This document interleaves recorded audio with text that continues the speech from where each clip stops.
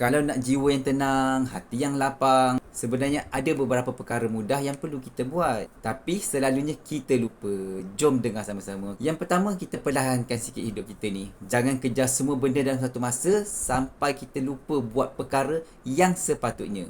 Yang kedua, rapat balik dengan Allah Subhanahu Wa Taala. 2 rakaat sunat, 1 doa ikhlas. Kadang-kadang bila kita buat solat sunat taubat, kita bertahajud, itu saja sebenarnya kadang tu dah cukup untuk bagi ketenangan kepada jiwa kita ni.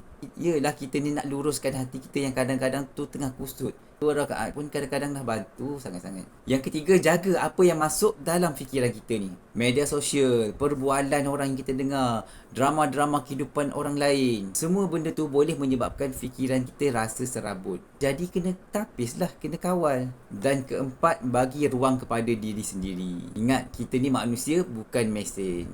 So, kena ingat tenang tu bukan datang dengan tiba-tiba. Kita kena pilih apa yang kita lihat, pilih apa yang kita dengar dan juga pilih apa yang kita nak cakapkan. Dan juga dengan siapa yang kita nak bergaul. Bila hati dijaga, fikiran kita dijaga, insya-Allah jiwa kita pun akan sentiasa terpelihara.